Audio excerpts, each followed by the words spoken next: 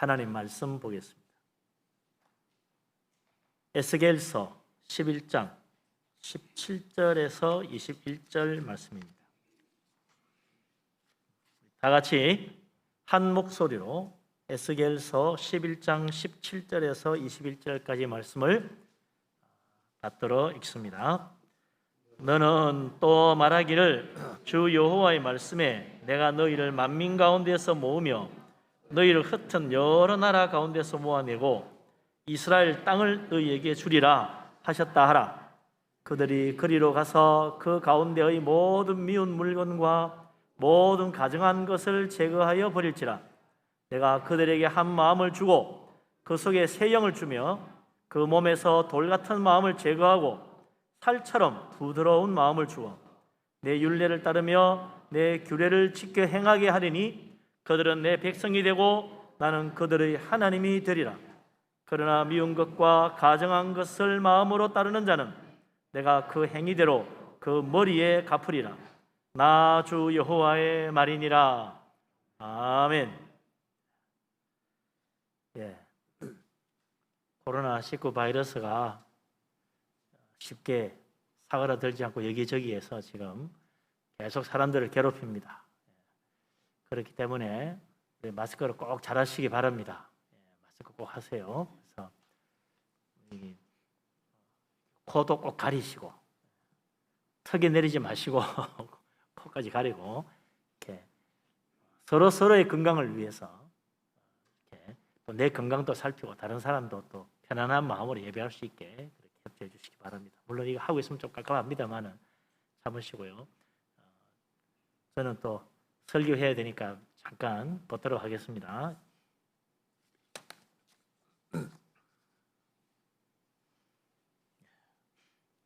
요즘처럼 이렇게 불안한 때 교회 온다는 것도 그렇게 편한 마음으로 오기는 힘듭니다. 여기서 생기기도 하고 저기서 또 환자가 나오기도 하고 도대체 어디에서 어떻게 감염됐는지도 잘 알 수 없는 그런 상황들이 자꾸 펼쳐지니까 불안한 생각이 들지요.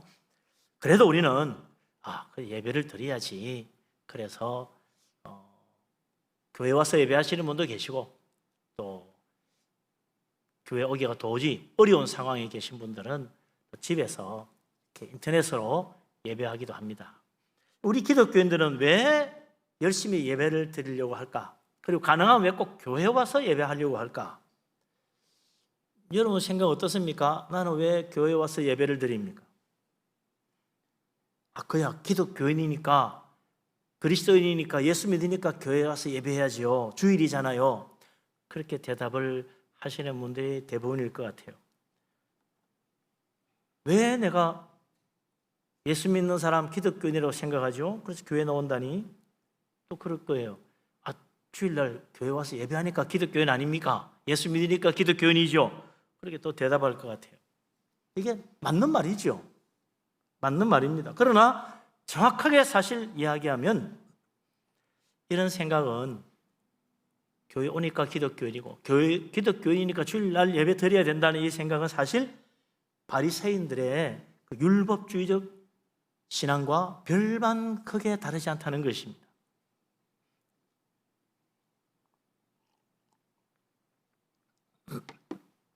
내가 매주마다 교회 와서 예배하고 성수주의를 잘하고 거기다가 수입의 10분의 1도 꼬박꼬박 11조로 잘 바치고 그러니 나는 믿음이 좋은 사람이야. 그렇게 스스로 생각할 수가 있거든요. 거기다가 더 나는 성가대 봉사도 해. 나는 교회학교 교사야. 아니면 나는 남성교, 여성교 임원이야. 나는 직분을 받아서 집사야. 권사야. 이런 것들이 다 나는 다른 사람보다, 그렇지 않은 사람보다 나는 믿음이 더 좋은 것이야. 이렇게 생각하기 쉽다는 거지. 맞는 말입니다. 주일 예배 제대로 안 드리고 다른 데 가는 사람보다는 성서주의라고 교회에서 예배하는 사람이 믿음이 더 좋다고 생각되지요. 맞는 말입니다. 봉사 안 하는 사람보다는 봉사하는 사람이 더 믿음이 좋은 것이 일반적입니다. 그러나 이런 신앙의 기준으로 믿음을 판단하면 안 맞는 경우가 생긴다는 거죠. 왜냐하면 이것이 율법주의적 신앙의 기준이기 때문에 그렇습니다. 예수님은 특별히 바리새인들의 이 율법주의적인 신앙 태도를 대단히 크게 책망하셨어요. 마태복음 23장에 보면 예수님 말씀하시기를 사람에게 보이기 위해서 모든 일을 행하거나 높은 자리에 앉게 좋아하는 이 바리새인들 서기관들을 저주받을 것이라. 참 놀라운 말씀을 하셨습니다. 천국은커녕 지옥 밑바닥에 딱 갈 거라고 이야기했어요. 우리는 바리새인들 참 나쁜 놈이야, 정말 잘못된 신앙인이야 라고 말하지만 오늘날 우리가 신앙생활하는 모습들이 사실 크게 다르지 않는 그런 모습이라는 것이 참 놀라운 거죠. 바리새인들이 행하던 율법주의적인 신앙 태도 뭡니까? 지금 우리가 생각해 보면 교회 얼마나 잘 나오나, 봉사 얼마나 잘하나, 헌금을 얼마나 많이 드리고 있나, 이런 것들로 그 사람의 믿음을 좋다 나쁘다 판단하는 것과 크게 다르지 않다는 거 아닙니까? 우리가 생각할 때는 이런 사람은 교회 봉사 많이 하니까 하늘나라 가면 큰 상을 받을 거야 라고 하지만 하나님께서 보시는 기준은 다르다는 것입니다. 세례받고 교회 다니는 일반 교인보다 집사님이 더 믿음이 좋을 것이라고 생각합니다. 또 집사보다는 권사나 장로님이 믿음이 더 좋을 거라고 생각합니다. 거기다가 전도사님이나 목사님 준다면 거의 성자급인 믿음이 아닐까, 그렇게 기대하는 경우도 있습니다. 그래야 되겠죠. 그래야 맞습니다. 그런데 반드시 그런 것이 아니라는 거예요. 장로나 권사가 돼도 집사보다 기도 생활을 더 열심히 안 하는 사람도 있습니다. 성경도 더 많이 못 보는 사람도 있어요. 천국 가면 아마 하나님께서 목사나 장로나 권사보다 어떤 다른 평범해 보이는 집사를 더 큰 상 주실지도 몰라요. 1년에 성경 통독 2번 하는 사람과 1번 하는 사람보다 믿음이 좋은 겁니까? 그렇다고 할 수 있지만 반드시 그렇진 않다. 성가대도 하고 교회 교사도 하는 사람은 성가대나 교사 중에 하나만 봉사하는 사람보다 믿음이 더 훌륭한 사람입니까? 그럴 가능성이 많은데 꼭 그런 것은 아니다. 그래서 사람의 행위를 보고 사람을 판단하던 바리새인들의 그 율법주의적 신앙은 항상 맞는 게 아니라는 데 문제가 있습니다. 그래서 우리는 그것을 보고 자기 스스로 위안을 해요. 나는 이렇게 믿음이 좋아, 나는 열심히 했으니까 하나님이 나를 축복해 주실 것이야. 하나님의 기준과 과연 맞아 떨어져야 되는데 안 그렇기 때문에 다행히 정말 그러면서 열심히 봉사도 하고 직분 가지고 열심히 헌신하고 하면서 믿음이 정말 좋아서 하나님이 상 주실 수도 있지만 겉으로는 멋있는데 속은 안 그럴 수 있다는 거죠. 왜 이런 차이가 생깁니까? 율법주의적 기준으로 보아서 그 사람이 정말 열심히 신앙생활을 하는지, 열심히 봉사하는지, 얼마나 좋은 일을 많이 하는지 등등 그것을 보고 판단하는 것, 혹은 또 그 사람의 지위나 직분, 그의 공로, 헌신도 이런 걸 보고 믿음이 크다 작다 판단하는 것이 사실은 말이죠, 상당히 세상적인 기준을 따라 하는 거라는 거예요. 그거하고 어떻게 교회에서 신앙적으로 하는 거하고 세상에서 하는 거 어떻게 똑같다고 할 수 있습니까? 생각해 보세요. 세상에서 우리는요, 성공한 사람과 실패한 사람 가운데 누구를 더 훌륭하다고 말합니까? 돈 많은 부자와 가난한 사람 가운데 누가 더 믿을 만하다고 생각합니까? 우리는 세상적으로 큰 공로를 세우거나 업적을 세우거나 더 높은 지위에 오르는 사람과 그렇지 못하고 별 볼 일도 없는 큰 일도 하지 못한 사람, 세상적으로 지위도 낮은 사람, 저 밑바닥에 있는 사람 본다면 누구를 더 신뢰하고 그 사람 말에 귀를 기울이겠습니까? 대단히 세속적인 기준이 신앙의 껍질을 뒤집어쓰고 교회에 들어온 것이 율법주의입니다. 그대로예요. 세상적인 판단 기준을 신앙으로 옮겨놓은 것밖에 없어요. 똑같은 거예요. 가장 영적인 믿음을 대단히 세속적인 기준으로 판단하는 것입니다. 그러니 올바른 판단에 놓을 수가 없는 거죠. 어떤 기준으로 우리는 정말 믿음을 판단해야 됩니까? 나의 믿음이 과연 하나님 인정할 수 있는 믿음인지 아닌지 어떻게 판단할 수 있습니까? 사실 이미 우리는 이 마태복음 5장 6장 말씀을 보면서 예수님의 산상보험 속에 주님의 말씀, 주님의 가르침을 따라서 참된 신앙과 잘못된 신앙이 어떤 것인지 이미 다 들었어요. 정말 하나님이 기뻐하는 믿음과 사람 보기에는 멋있어 보이는데 아닌 경우들을 예수님 말씀해 주셨습니다. 제일 쉬운 예를 하나 들면 나는 이웃을 사랑합니다. 그런데 원수는 미워합니다. 미워하는 원수가 있어요. 그러면 이웃을 사랑하니까 이웃이 볼 때는 참 사랑이 많은 믿음 좋은 사람이에요. 하나님 보실 때는 어떻습니까? 그 이웃이 보지 못한 원수가 그 사람 마음속에 들어있어요. 이웃 사람은 그를 100점짜리 신앙이라고 매기겠지만 하나님 보실 때는 50점밖에 안 된다.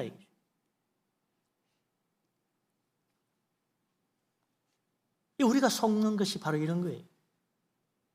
세상적인 기준으로 자꾸 믿음을, 영적인 것을 판단하려고 한다.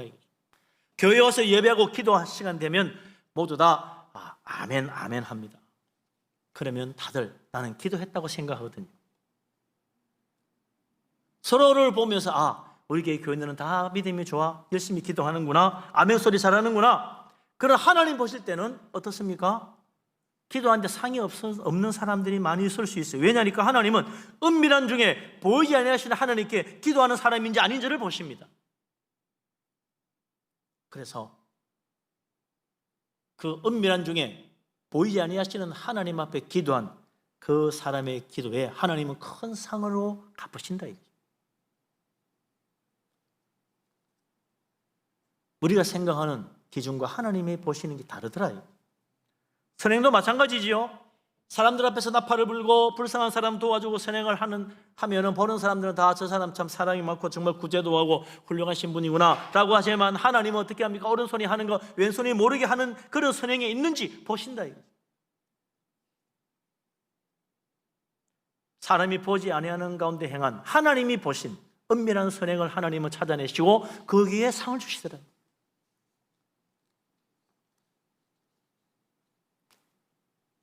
기도하는데도 그래요. 기도를 열심히 하는데 무엇을 기도했느냐?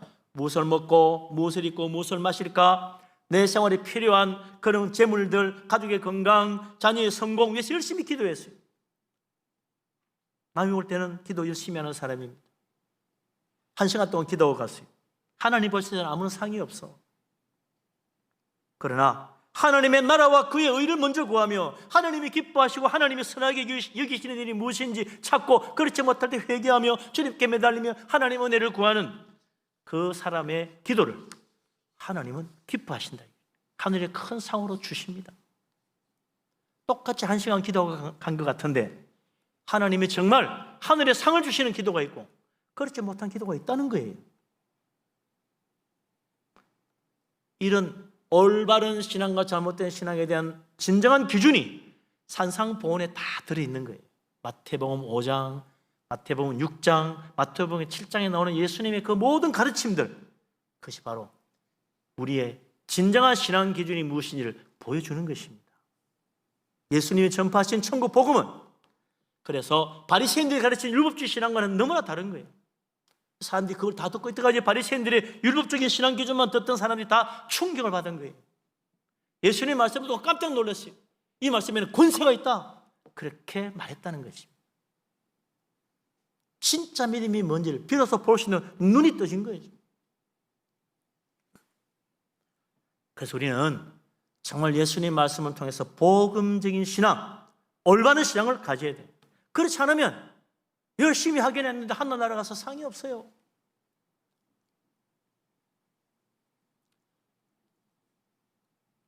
예수님 말씀에 그래서 귀를 기울여야 되는 거죠. 정말 예수님 말씀과 내 믿음이 어떤가, 어떤 차이가 나는지 자꾸 빗대 보아야 됩니다.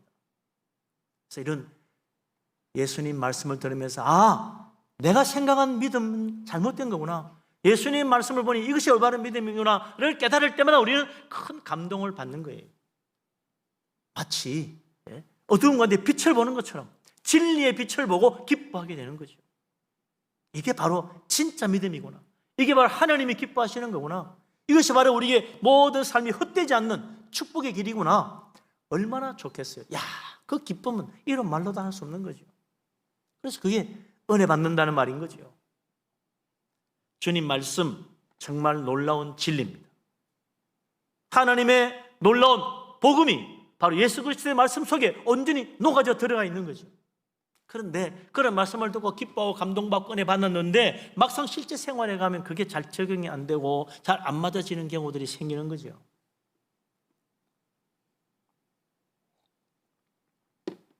예수님의 제자들 보세요. 누구보다도 열심히 예수님 따라다녔어요. 누구보다도 열심히 예수님 말씀을 들었어요. 주님의 놀라운 표적과 주님이 가르치신 교훈들을 잘 배우고 잘 들었어요. 누구보다도 예수님 가까이 따라다녔어요. 누가 와도 다 제일 믿음 좋은 사람이에요. 예수님도 수많은 사람이 따라다니는 중 12명을 택했어요. 택함 받았으니, 사도라는 직분을 받았으니 얼마나 참 감격되겠습니까? 그래, 나는 진짜 인정받은 사람이야, 믿음 좋은 사람이야.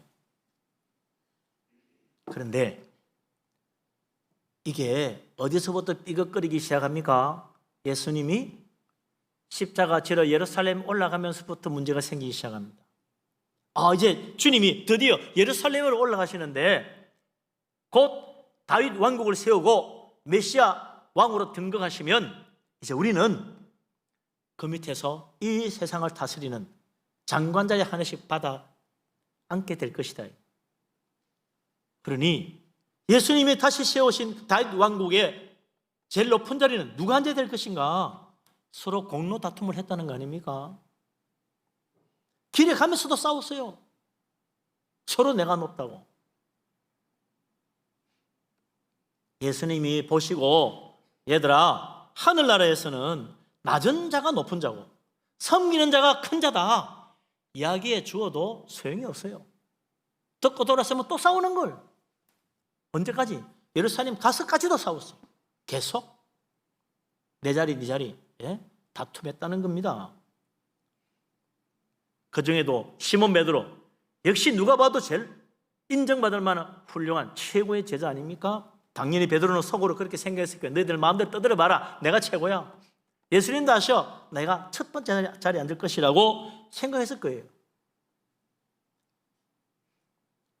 그런데 이런 어리석은 교만이 언제 무너집니까? 예수님 십자가 지시기 전날 붙잡히는 그 자리에서, 겟세마네 동산에 기도하는 그 자리에서 여지없이 무너지는 거죠.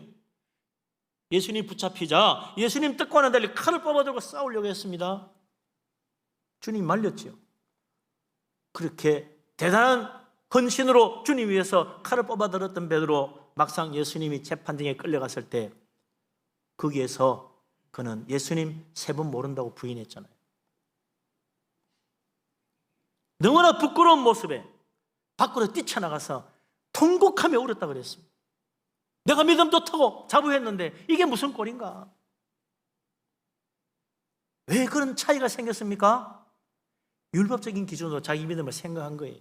세속적인 기준으로 자기 믿음을 생각한 거예요. 그래서 나는 믿음이 좋아, 자부했습니다. 그러나 우리 예수님은 아셨어요.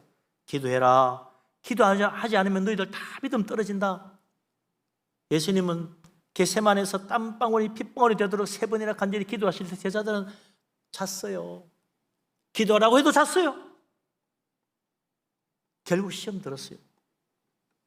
그들의 믿음은 제대로 된 믿음이 아니었던 것입니다. 겉보기만 좋았어요. 오늘날 우리들이 시몬 베드로처럼 겉보기 좋은 모습 가지고 내가 했던 일들을 보고 스스로 자부하고, 나는 믿음이 좋아, 성경통도 했잖아, 나는 믿음이 좋아, 봉사도 하잖아, 나는 믿음이 좋아, 헌금도 잘 바치잖아, 나는 믿음이 좋아, 이런 코로나 바이러스 때 교회까지 왔잖아, 그렇게 생각할 수 있다는 거죠. 물론 믿음이 좋은 것입니다. 그러나 중요한 것은 참으로 하나님이 우리를 보시고, 그래, 내가 너를 위해 큰 상을 예비했다 인정해 주셔야 될 거라 이거죠. 그러기 위해서 우리는 좀 더 우리 자신을 살피고 겸손한 믿음으로 주님 앞에 엎드려야 됩니다. 우리 하나님 기뻐하시는 믿음으로 나아가지 못하면 스스로 교만하여 어느새 하나님이 기뻐하지 않는 죄에 빠질 수도 있다는 거죠. 신앙이 좀 못한 정도가 아니라 죄의 유혹에 넘어질 수도 있는 것입니다. 그래서 나를 믿으면 안 됩니다. 내 믿음을 믿어서도 안 됩니다. 우리는 늘 부족한 모습으로 주님 앞에 엎드려야 돼요. 주님의 십자가 앞에 겸손히 엎드려야 됩니다. 주여 나를 불쌍히 여기십시오. 나는 부족한 죄인입니다. 주님 나를 불쌍히 여기십시오. 나는 주님 앞에 감히 설 자격이 없는 어리석은 인생입니다.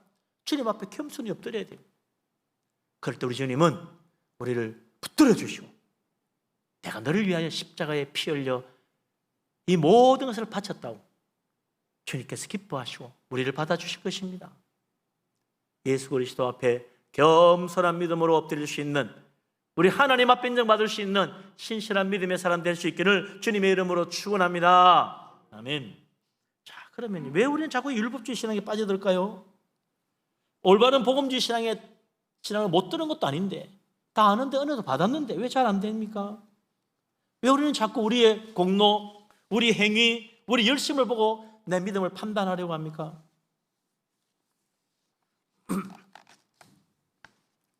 하나님의 보시는 것과는 거리가 먼 신앙생활을 하려는 유혹에 빠지느냐.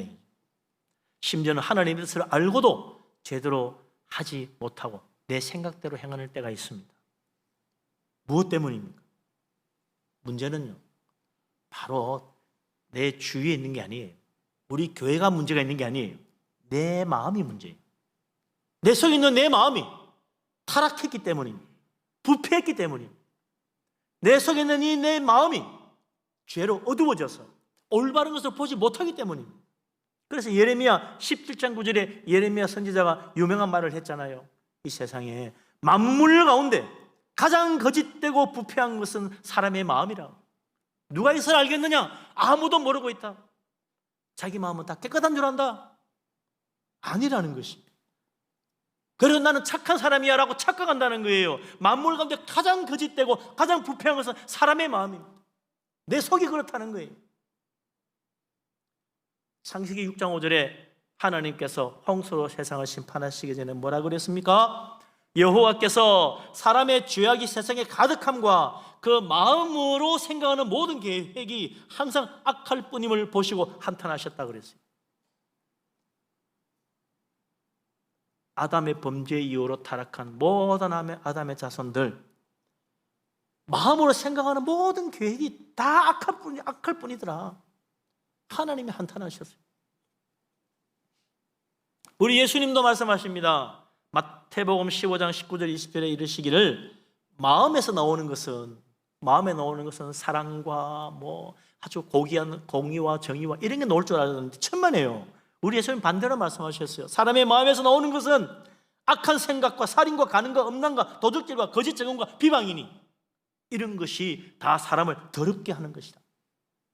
내 마음에서 온갖 죄악과 더러운 것이 나와가지고 내 삶을 더럽히고 내 인생을 더럽히고 타락되게 만든다는 것입니다. 말씀 듣고 은혜 받고 정말 하나님 말씀으로 정말 충만해지고 기뻐하고 했는데 정작 내 마음속에서는 계속 이런 더러운 것이 나와가지고 나를 자꾸 실족하게 하고 넘어지게 하고 잘못 생각하게 하고 엉뚱한 길로 가게 만든다는 거예요. 마음이 문제입니다. 마음이 바뀌지 않는 한 해결이 안 된다는 거예요. 마음이 변화되지 않고는 결코 올바른 신앙을 가질 수가 없습니다. 마음이 변화되지 않으면 하나님 말씀, 하나님의 선하신 뜻을 아무리 들어도 은혜 아무리 받아도 그 말씀대로 살 수 없는 현실의 벽에 부딪힐 때마다 넘어지는 거예요. 자꾸 그러다 보면 교회 오기도 미안해지고 성경 보기도 그렇고 하나님 떠나버리고 많은 사람도 있습니다. 안타까운 일이죠. 내가 율법주의 신앙에 자꾸 빠지는 것은 내 믿음이 약해서가 아닙니다. 내 결심이 약해서도 아닙니다. 내 의지가 부족해서가 아닙니다. 내 마음이 변화되지 못했기 때문에 그런 거예요. 내 마음이 부패하고 온갖 더러운 것이 속에서 나오기 때문에 그래요.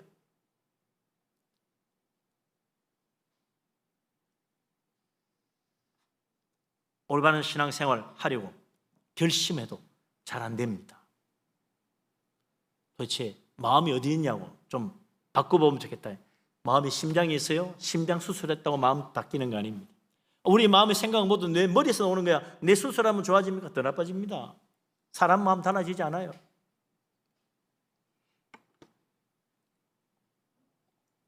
어떻게 해야 사람의 마음이 변화됩니까? 사람 마음이 어떻게 달라질 수 있습니까? 방법은 딱 하나예요. 사람의 마음을 지으신 하나님이 고쳐주면 돼요. 만드신 분이 제일 잘 알지. 그래서 텔레비 고장나거나 세탁기 고장나면 어떻게 합니까? 만든 회사에 전화를 하지. 그러면 AS를 해줘요. 와서 대번 고쳐줘. 만드신 분이 하나님입니다. 하나님께 가면요 바로 해결이 돼요. 근데 하나님께 가려고 하자고 자기가 해결하려고 그래. 그러다가 텔레비 내가 고치려다가 텔레비 망칩니다. 망가져요. 컴퓨터 내가 고치려다가 컴퓨터 망가져요. 바뀌면 돼. 제일 확실해요. 하나님께 내 마음과 내 영혼을 맡기면 하나님이 가장 정확하게, 가장 신속하게, 가장 확실하게 고쳐줍니다. 우리의 몸과 마음도 다 하나님이 새롭게 변화시키시고 고쳐주실 수 있습니다.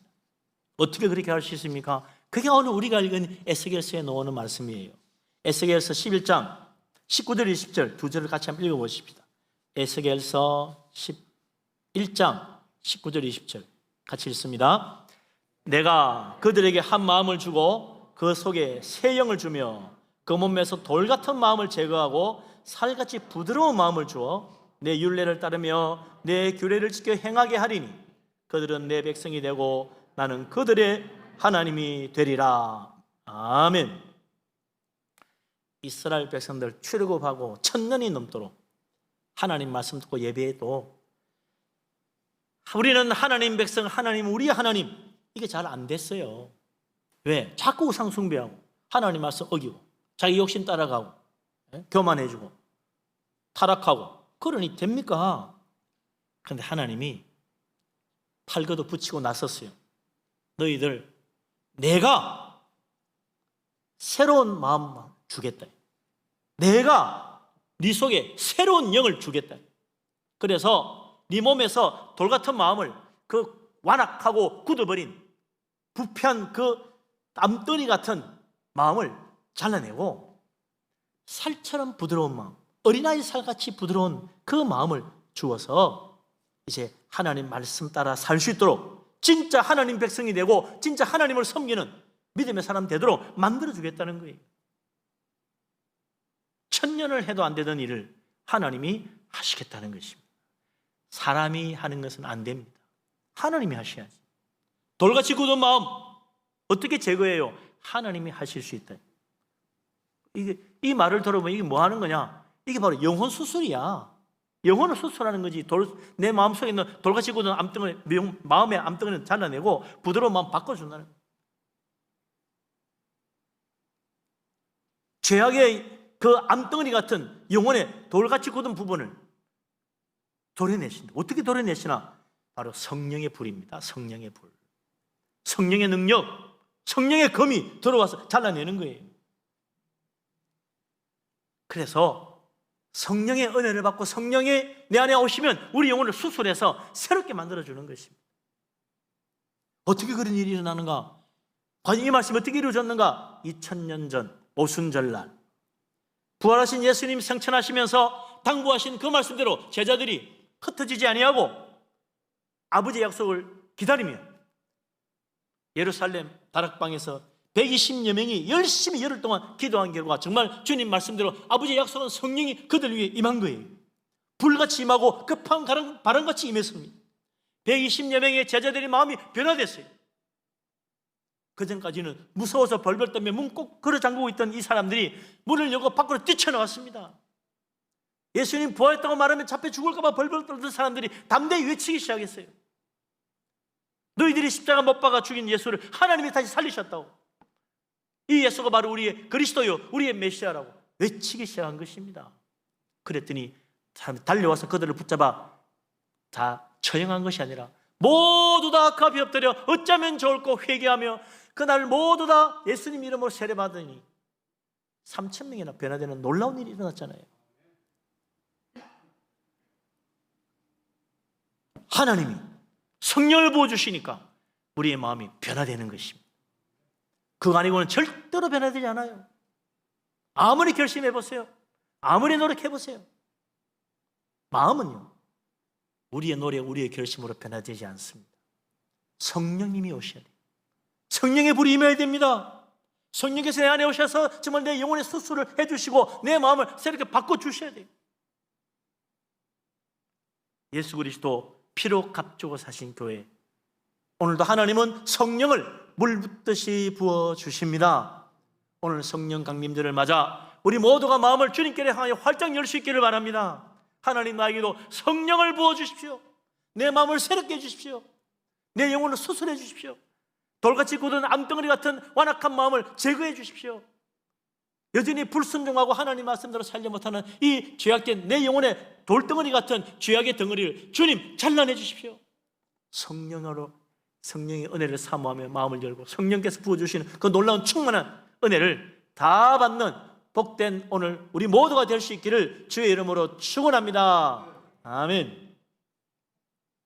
성령이 오시면 사람이 변화됩니다. 오순절 성령 강림의 사건은 그래서 정말 놀라운 축복입니다.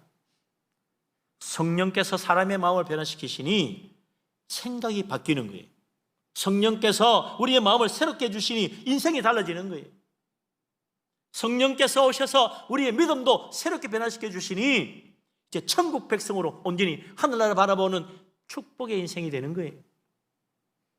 그래서 예수님이 요한복음 3장 5절 6절에서 놀라운 말씀을 하십니다. 잘 아는 이야기죠.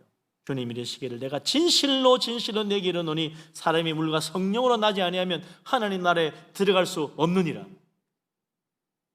성령으로 거듭나지 않으면 하나님 나라 못 들어갑니다. 그러나 성령으로 거듭나면 하늘나라 가는 거예요. 그게 무슨 소리입니까? 육으로 난 것은 육이고 영으로 난 것은 영이니 그랬잖아요. 무슨 말이에요? 육으로 난 사람은 육적으로밖에 생각할 줄 모른다. 아무리 성경 말씀 들려줘도 자꾸 세상적으로 생각한다. 이해가 안 된다. 그래서 제대로 예수 믿고 신앙생활 할 수가 없다. 자꾸 율법주의에 떨어지게 돼 있다. 그러나 예수 믿고 성령 받고 거듭난 사람은 다르다. 마음이 변화됐기 때문에, 영의 눈이 열렸기 때문에 하나님 말씀 듣고 영적인 이 놀라운 믿음의 비밀들을, 진리를 듣고 영적으로 생각할 줄 알게 된다. 그래서 성경이 믿어지고 하나님 믿어지고 천국이 믿어지는 거예요. 아버지의 뜻을 깨닫고 말씀대로 살려고 하는 거예요. 보이니까, 알게 되니까, 영적인 눈이 열렸으니까 놀라운 하나님 말씀 듣고 영적인 세계를 보는 거예요. 하나님 믿고 하나님 말씀 깨닫게 되면서 이제부터는 어떻게 됩니까? 말씀대로 살아야 되겠구나 하는 생각이 드는 거예요. 그 전까지는요, 말씀은 다 은혜 받기용이에요. 오늘 설교도 은혜 받았다 못 받았다 그게 전부 다야. 아, 오늘 설교 은혜가 되네, 참 좋네. 아, 오늘 설교 은혜가 안 되네, 아, 영 아니네. 그게 전부 다예요. 은혜 받아서 어떡할 거예요? 은혜 안 돼서 어떡할 거예요? 말씀대로 살려고 할 때부터 진짜 말씀은 축복이요 능력입니다. 은혜 받기 영으로 끝나면 안 됩니다. 영의 눈이 열리면 육으로 난 것으로는 안 돼요. 성령 받고 우리의 심령이 거듭나고 변화되면 육적인 것이 아니라 영적인 것이 보입니다. 그래서 하나님 말씀은 진리구나, 이 말씀이 복된 것이구나, 이 말씀도 살지 못했구나, 이제부터 하나님 말씀대로 살아야 되겠구나, 그게 깨달아지는 거예요. 왜 내가 이때까지 하나님 말씀을 하지 못했지?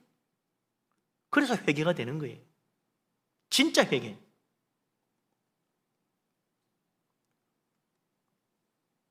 그렇게 예배하면요, 진짜 예배가 은혜입니다. 그렇게 말씀 들으면 그 말씀이 하나하나가 놀라운 진리입니다. 없어서는 안 되는 말씀들이에요. 그러나 성령 받지 못한 사람은 예배 시간이 그렇게 지루합니다. 설교도 지루합니다. 기도도 더 지루합니다. 영적인 눈을 뜨지 못했으니까, 하나님 안 보이니까, 믿음이 없으니까, 올바른 신앙이 아니니까 계속해서 시험 드는 거예요. 그러나 성령 받으면 달라집니다. 성령 받으면 새로워집니다. 우리 모두 다 성령 받으시기 바랍니다. 성령의 은혜를 받으시기 바랍니다. 할렐루야. 아멘. 성령 받으면 어떤 놀라운 변화가 일어나는가? 초막절에 예수님이 예루살렘에 올라가서 하신 유명한 말씀이 있죠. 요한복음 7장 38, 39절. 나를 믿는 자는 성경 이른 것 같이 그 배에서 생수의 강이 흘러나오리라. 야, 예수님 믿는 사람은 그 배에서 생수의 강이 흘러나온대요. 그러면서 그게 무슨 말씀인가? 이는 그를 믿는 자들이 받을 성령을 가리켜 말씀하신 것이라 되어 있어요.